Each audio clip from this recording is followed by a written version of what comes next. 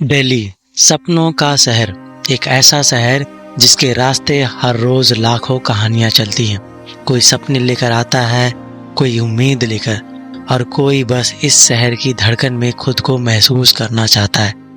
सुबह के टाइम जब सूरज की पहली किरण इंडिया गेट पर पड़ती है तो लगता है जैसे शहर नए दिन का स्वागत कर रहा हो।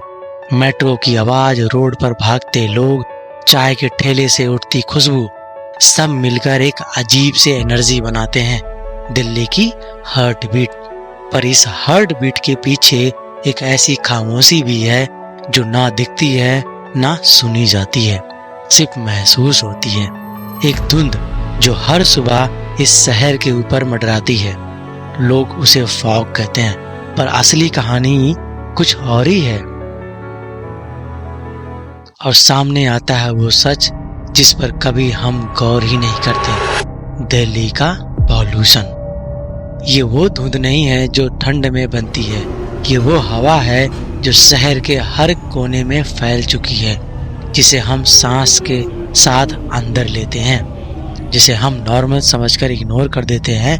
Factories, traffic, construction, burning waste, सब मिलकर एक इनविजिबल वॉल बना देते हैं जो हवा को चलने ही नहीं देती। दिल्ली का आसमां जो कभी नीला हुआ करता था, आज एक परमानेंट ग्रे लेयर के नीचे दबके रह गया, और इस लेयर का नाम है AQI, एयर क्वालिटी इंडेक्स। आज की तारीख में दिल्ली का AQI 250 से 300 के बीच झूल रहा है। मतलब ये पुअर या अनहेल्दी नहीं, सीधा वेरी अनहेल्दी कैटेगरीज में आता है। PM 2.5 का लेवल, जो WHO के हिसाब से सिर्फ 5 माइक्रोग्राम पर क्यूबिक मीटर होना चाहिए, दिल्ली में अभी 180 से लेके 200 माइक्रोग्राम्स पर क्यूबिक मीटर के आसपास है।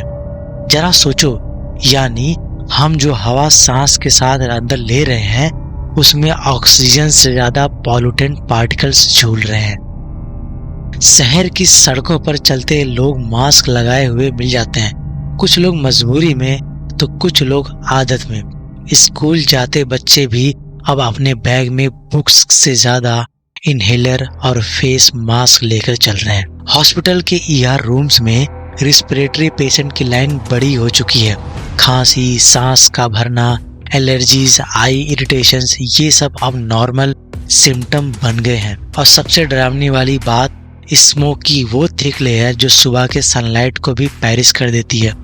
एक ऐसी धुंध जो शहर पर सिर्फ ठंड की वजह से नहीं गिरती, बल्कि उस जुल्म की वजह से बनती है जो हमने अपनी हवा के साथ किया है। सपनों का शहर आज अपने ही सपनों के बीच एक इनविजिबल एनिमी से लड़ रहे हैं। ये कहानी उसी इनविजिबल थ्रेट की और दिल्ली के उन लोगों की जो रोज इस हवा को झेलते हुए जीते भी हैं और लड़ते भी हैं। और इसी शहर में आज हम घूमने आए हैं। दिल्ली, सपनों का शहर आज धुआं धुआं दिखाई देता है हर तरफ।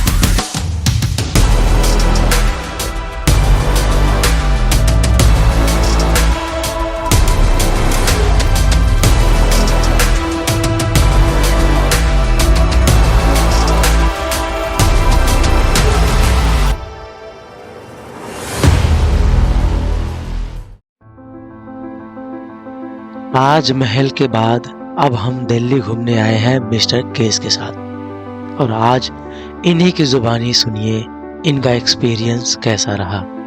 I'm Kees Schoenmakers from PAM Netherlands, and I'm very excited to be here, invited by Shadow Launchpad team. So I hope to have a marvelous day today. Yeah, we had also visited Taj Mahal. What do you think about that? We had visited Taj Mahal also. So, what was your experience? The Taj Mahal. During Taj Mahal. Yeah, that was a marvelous day. A few days ago.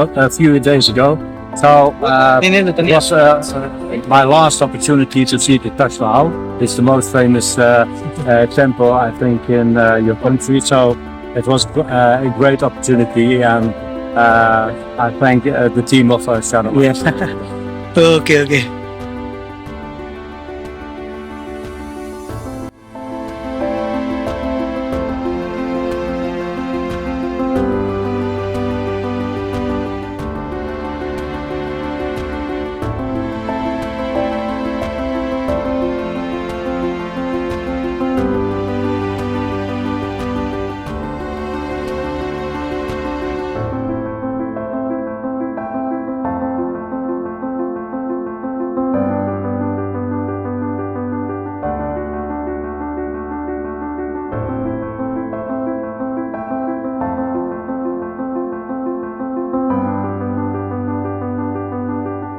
हम अब mister के सोनमेकर के साथ दिल्ली के एक और iconic land पर खड़े हैं, लोटस टेम्पल। दूर से देखने पर ये सफेद कमल की तरह चमकता है और आसपास का एरिया पहले नजर में काफी क्लीन लगता है। ग्रीन लॉन, साइलेंट पाथवेज और एक शांति जिसे देखकर लगता है कि शायद ये जगह दिल्ली की पॉल्यूशन रियलिटी से थोड़ी दूर होगी। लेकिन जैसे ही आप गहरी सांस लेते हो, एक हल्का सा डिफरेंस महसूस होता है। साफ नजर आने वाला एरिया हवा में वैसे साफ फील नहीं हो रहा है। ये वो इनविजिबल हेज है जो दिल्ली के हर कोने में घुला हुआ है, चाहे जगह कितनी भी पीसफुल क्यों ना हो। और इस शांति के बीच लोटस टेम्पल खुद एक कहानी सुनाता है।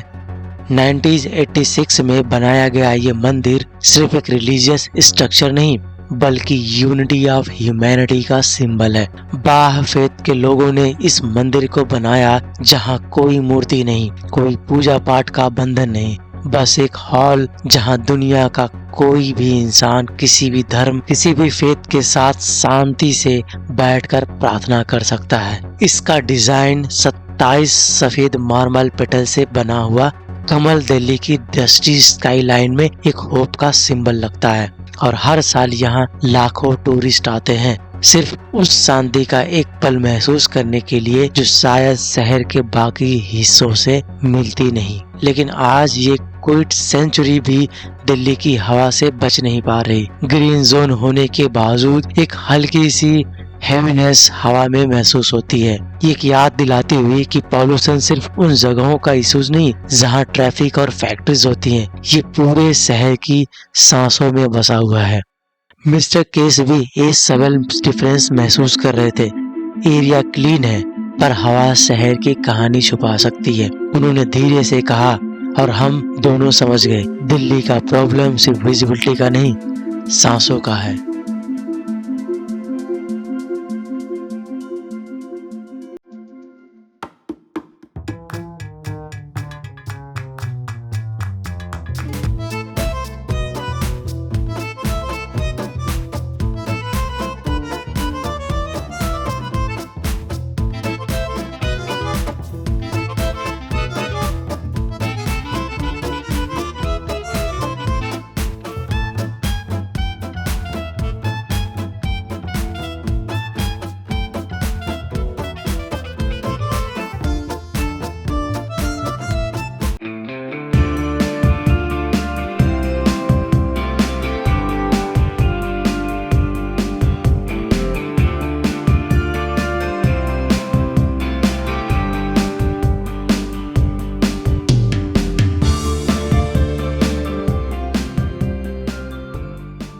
और अब हम पहुंच गए हैं दिल्ली के किरण नादर आर्ट म्यूजियम में, एक ऐसी जगह जहां क्रिएटिविटी, इमेजिनेशन और इंडियन कंटेम्पोरेरी आर्ट अपने सबसे गहरे और वाइब्रेंट रूप में नजर आती है। म्यूजियम के अंदर कदम रखते ही अलग ही एटमॉस्फेयर महसूस होता है। यहाँ की soft lightning, thoughtful created space और इमर्सिव इंस्टॉलेशन मिलकर एक काम स्टिमुलेशन एनवायरनमेंट क्रिएट करते हैं। जिस तरह लोटस टेम्पल में एक स्पिरिचुअल काम था, उसी तरह यहाँ एक क्रिएटिव काम है जो माइंड को, आपको इमेजिनेशन से बहुत ज्यादा एक्सपैंड कर देता है। हमारे साथ मिस्टर अनुराग सर भी मौजूद है जो शारदा लॉन्च पैड के सीईओ हैं, और उनके साथ आर्ट एक्सप्लोर करना और भी मीनिंगफुल हो जाता है क्योंकि वो पहले यहाँ पे एक्सप्लोर कर चुके थे और वो हमें यहाँ के अलग अलग चीजों को एक्सप्लोर करवाते हैं। किरण नादर आर्ट म्यूजियम की सबसे खासियत ये है कि ये सिर्फ पेंटिंग और स्कल्पचर का कलेक्शन नहीं, ये इंडिया के कल्चर एवोल्यूशन का आर्टिस्ट टाइमलाइन है। यहाँ डिस्प्लेड आर्ट वर्क सिर्फ विजुअल नहीं बल्कि पावरफुल नैरेटिव है। हर पेंटिंग और इंस्टॉलेशन अपने अंदर एक स्टोरी, एक इमोशन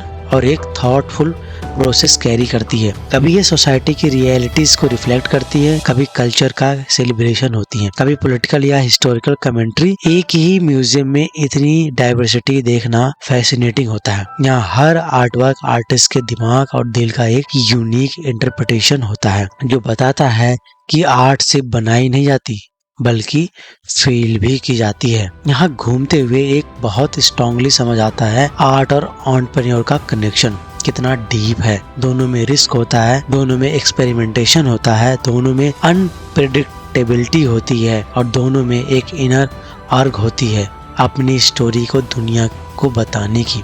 जैसे आर्टिस्ट इंप्रेशन से क्रिएशन तक का सफर तय करते हैं, वैसे ही फाउंडर्स आइडिया से एग्जीक्यूशन तक जर्नी को बिल्ड करते हैं। म्यूजियम का हर एक कॉर्नर में एक नया पर्सपेक्टिव मिलता है।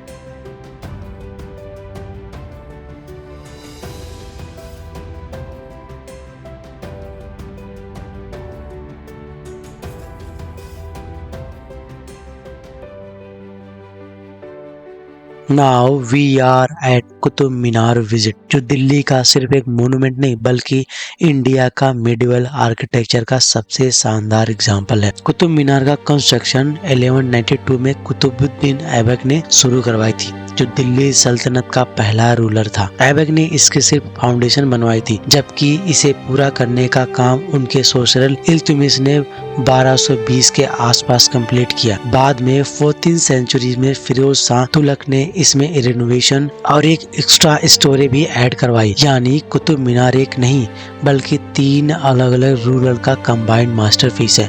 75.1 मीटर ऊंचाई के साथ ये दुनिया का सबसे ऊंचा ब्रिक मीनाक्रेट माना जाता है। इसका आर्किटेक्चर रेड सैंडस्टोन और मार्बल का कॉम्बिनेशन है, जिसमें इंक्रिप्शंस, ज्योमेट्रिक पैटर्न्स और इंट्रिकेट कार्विंग बनाए गए हैं। 5 स्टोरी मीनाकेट के हर लेवल पर अलग अलग आर्किटेक्चर स्टाइल देखने को मिलती है, जो बताती है कि कैसे अलग दौरों में कला और क्राफ्टशिप्स के इवोल्व होती है। कुतुब मीनार की सबसे खास बात यह है कि इतना पुराना होने के बावजूद भी ऐसा लगता है कि अभी ये बनवाया गया हो। इसके आसपास का जो एरिया है वो टूट चुके हैं, बट कुतुब मीनार अभी भी पूरी तरीके से वैसा का वैसा ही दिख रहा है। कुतुब मीनार के आसपास पूरा कुतुब कॉम्प्लेक्स है, जिसमें कई हिस्टोरिकल स्ट्रक्चर मौजूद हैं और इसमें से बहुत से अब टुकड़े टुकड़े यानी टूटे फूटे या रून्स के रूप में दिखाई देते हैं। इसके पास ही अलाई दरवाजा है, 1311 में अलाउद्दीन खिलजी ने बनवाया था। ये एक small but beautiful design gateway है, जिसमें रेड सैंडस्टोन और व्हाइट मार्बल का मिक्स यूज हुआ है। आज भी ये काफी इंटैक्ट है, लेकिन आसपास के कई स्ट्रक्चर गिर चुके हैं। अलाई मीनार का स्टम्प भी यही मिलता है। अलाउद्दीन खिलजी ने कुतुब मीनार से डबल साइज का मीनार बनाने का प्लान बनाया था, लेकिन उसकी डेथ के बाद कंस्ट्रक्शन रुक गया और एक ह्यूज सर्कुलर बेस ही बन पाया।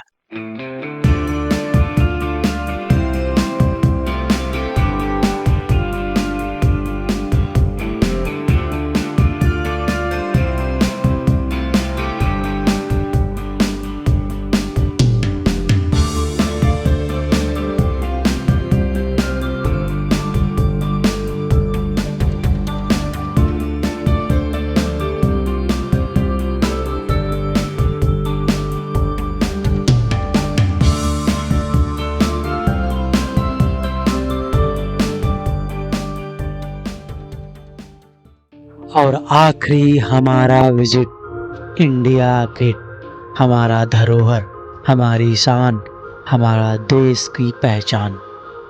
काफ़ी खूबसूरत और बेहतरीन डिज़ाइन किया गया है।